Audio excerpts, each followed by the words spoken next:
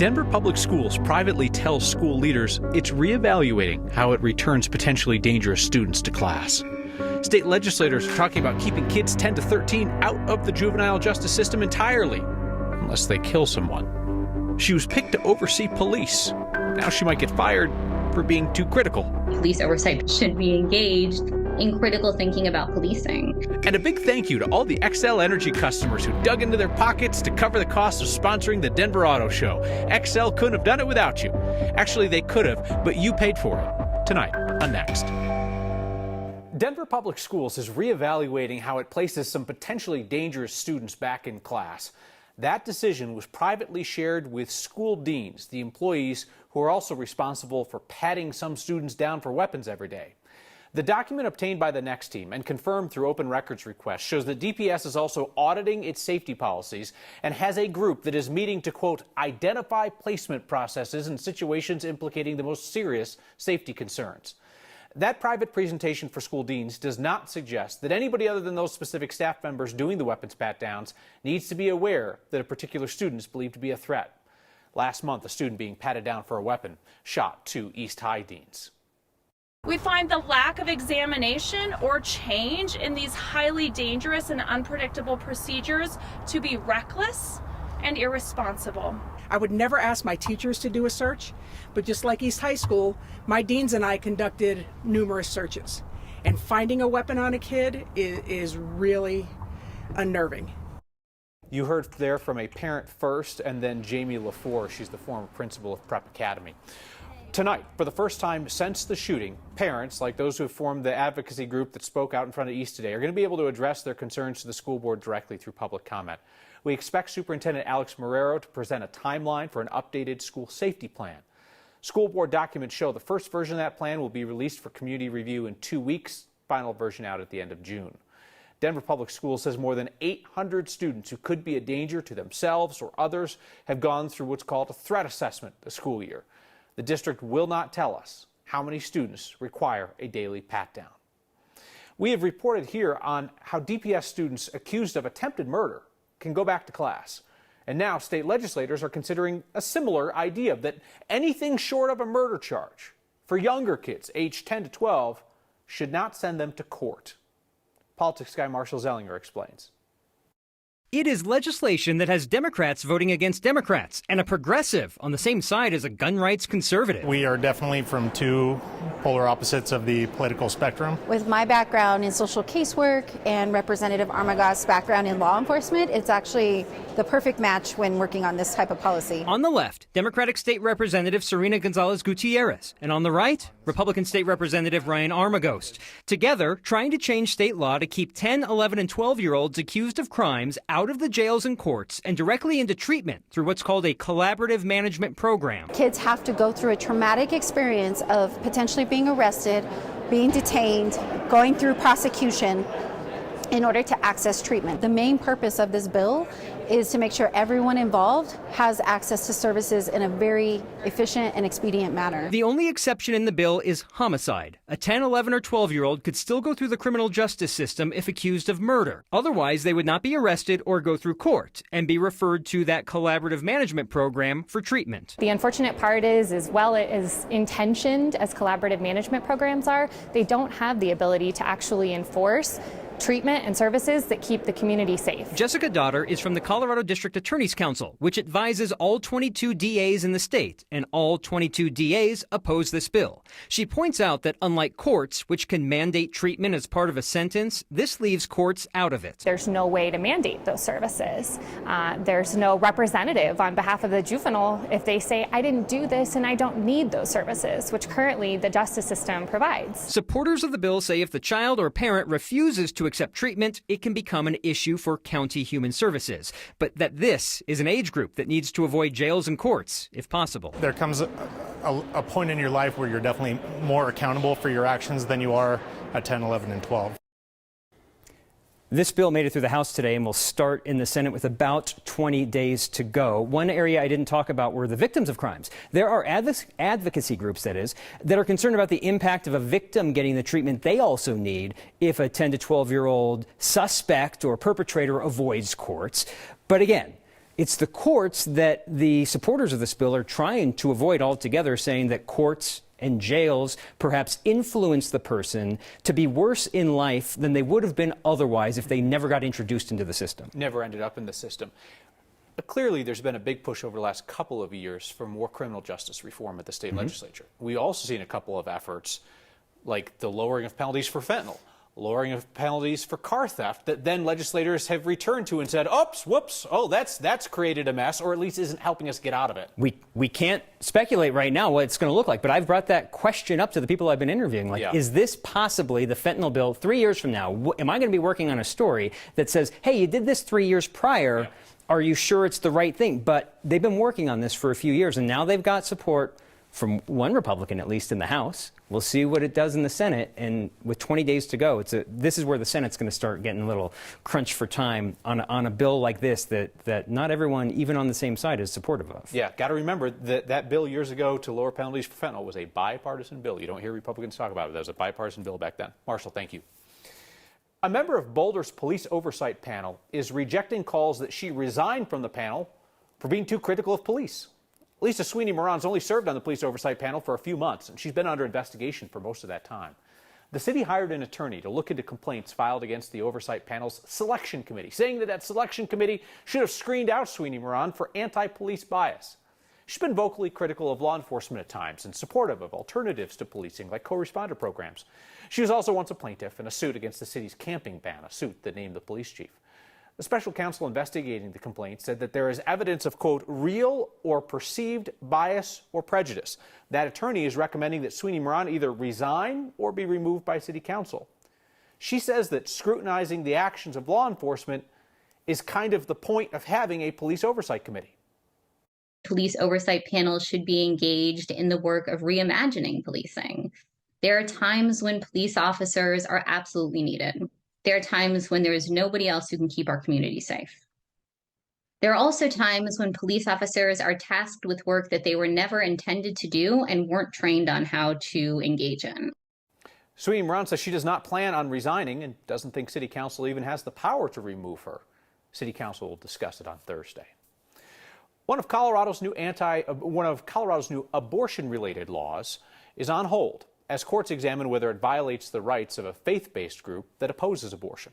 Just hours after Democratic Governor Jared Polis signed a bill that bans deceptive advertising by anti-abortion centers, a faith-based medical center, Bella Health and Wellness, sued along with some other plaintiffs. They claim that it violates their First Amendment rights to free speech and religion, and it violates patients' rights to free speech, due process, equal protection. A federal judge blocked Colorado from enforcing the new law for now, says that even though it's debatable whether the so-called abortion reversal drugs work, they're legal in other states and don't appear to do harm. Anti-abortion healthcare providers could be professionally disciplined under the new law if they prescribed or gave somebody those abortion reversal medications. Doug Coast Schools' botched firing of their popular former superintendent is going to cost the district more than $800,000. Attorneys for Corey Wise says that payout settles all of the unlawful termination claims related to his firing. That was a wild board meeting back in February of 2022. The newly elected conservative board majority communicated with each other privately, decided that they were going to fire Wise, and they tried to do it in a closed-door meeting. Wise used state law to force the board to fire him in public, and what resulted was a rambling, hours-long fight as the conservative board members struggled to explain exactly why they were firing Wise, and the board minority insisted they were breaking the law. Here's what Wise had to say today. My hope is that Douglas County has an opportunity to now come back and ground itself, that politics should not be in public education, that we need to elect board members that put students first, that are non-political, non-partisan, that really go in and know what schools are about, because public education is tough. Wise sued, claiming that he was actually fired for supporting masks in the classroom during the COVID-19 pandemic. He was quickly hired by Cherry Creek Schools as an assistant superintendent. Today, Doug Coast Schools Board President Mike Peterson says that he voted to terminate Wise for a lack of competency. But Peterson said that Doug Coast Schools decided to settle due to a potential civil rights litigation. Neighbors to Neighbors is a nonprofit in northern Colorado that helps struggling families pay their rent or mortgage, and it fights evictions. They have a lot of success in doing this. Since last week, Your latest Word of Thanks micro-giving campaign has raised nearly $40,000 to help keep families in their homes. We should mention that nonprofit still has matching funds available. They're actually going to double all of our donations that we give to that Word of Thanks micro-giving campaign. Your weekly efforts have raised more than $10.5 million for Colorado's nonprofits since 2020. And the genesis of a lot of these ideas are emails that you send about this nonprofit or that in your community. If you know someone who could use our help, shoot me an email at next@9news.com.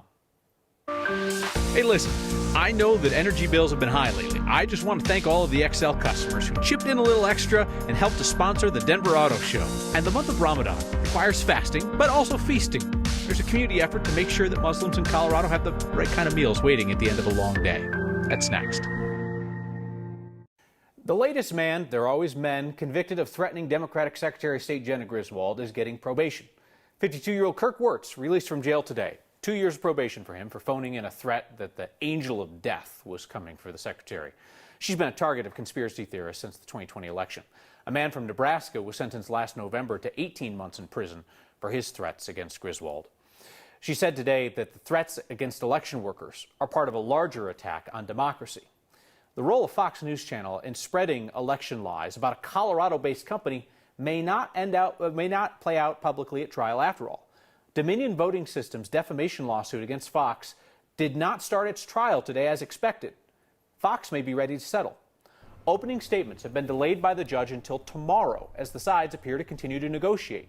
Dominion is suing Fox for $1.6 billion for spreading false claims that Dominion rigged the 2020 election. Court documents indicate that Fox News personalities privately admitted that they knew what was being said on their air was complete garbage. Denver Auto Show returned to the convention center last week, and if you're an Xcel customer, I hope you got to go, because you paid to sponsor it. Xcel paid $90,000 to be the presenting sponsor. Pardon me, I misspoke. Xcel customers paid $90,000 so that Xcel could be the presenting sponsor. That cost is passed on to you. If you look at your Xcel bill, it will be the line titled Transportation Electric Plan. It's a bit less than 1% of your total bill. It's how Xcel funds its initiative programs around electrification. Xcel says the auto show sponsorship qualified for that because they used the show to talk to people about electric vehicles. Congrats, that's a nice thing you did.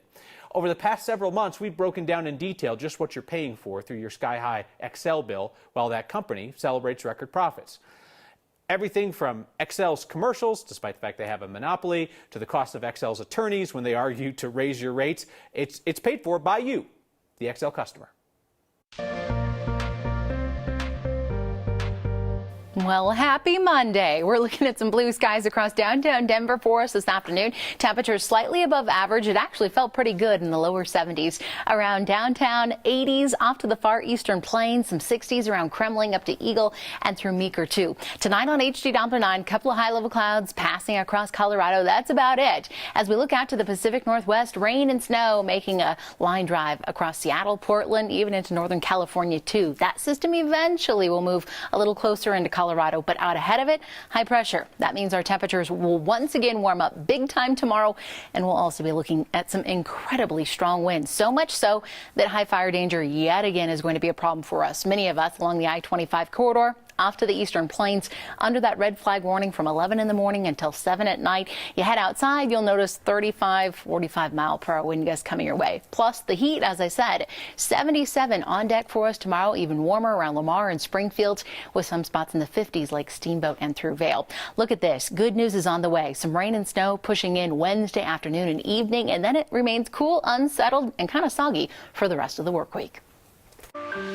We're nearing the end of Ramadan for tens of thousands of Muslims in Denver. And so we believe that this is a really important time for all of us to observe. An end to dawn to dusk fasts. Time to eat. We'll look inside an effort to make sure that the right foods are available and no one goes hungry. Next. The holy month of Ramadan is a time of joy for Muslims, and it ends with Eid al-Fitr, a feast and a festival, on Friday.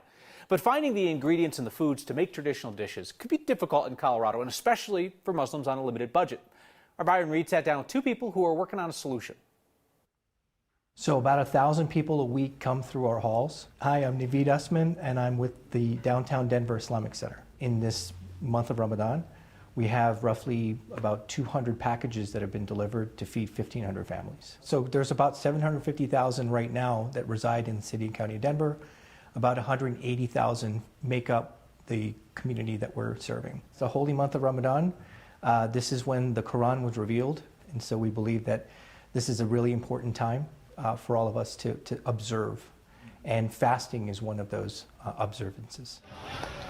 Each night we'll have what's called iftar dinners. It's a breaking of bread, it's a breaking of the fast. Fruits and vegetables and sweets. Dates is a big one that we break fast with. We've really been continuing to reach out to different portions of our community, recognizing the different groups of newly arrived neighbors and the unique backgrounds and food preferences that they come from. Hi, my name is Ashley Newell, and I'm the Culturally Responsive Manager at Food Bank of the Rockies. This is the month of Ramadan, and coming up there's going to be a really important celebration of Eid, and we want to make sure that our neighbors celebrating this month are able to have access to the foods that hold the most meaning for them. When they reached out and they were able to explain the program, we jumped on it because it was certainly something that we saw a need for in our own communities, and we're not seeing a lot of other food programs out there that are providing this level of service. Post-Ramadan, we see this being a program that we're going to continue to do. And so we're always looking for donations in order for us to keep this work going. The Culturally Responsive program collects food preferences from a number of communities and then develops those specialized food request lists for a variety of groups in Colorado. Your feedback about our Bush League very poor journalism. Your words, not mine. Next. Today on Nest, there's a new chapter in the Osprey Saga. There's an egg. Take a look at that, and it's not a goose egg. A few weeks ago, we told you about the Osprey pair up in Boulder County whose nest had been occupied by 2 Canada geese. The geese got so comfortable, they laid their own egg in the Osprey nest. Well, the Ospreys are back now, and from the camera, the goose egg is nowhere to be seen. They just chucked it out or what? But it's been replaced by what could be the next generation of nest. Osprey edition. That's a very pretty egg. Feel bad for the geese, but, well, that's what happens when you burglarize someone's nest. Michael writes, true story, I saw that Xcel was sponsoring the Denver Auto Show, so I took the light rail to the convention center, showed them my bill, said I already give you so much money. Since this goes for the transportation electric plan, I should get in for free.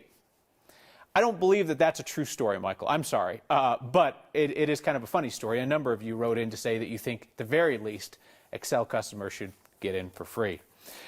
Bill is not happy with our Xcel coverage. Bill writes in to say, your purge against Xcel may play well with the masses, but it is very Bush League. The regulatory body regulates their rates. Give it up. Very poor journalism. Good decision-making stands up to scrutiny.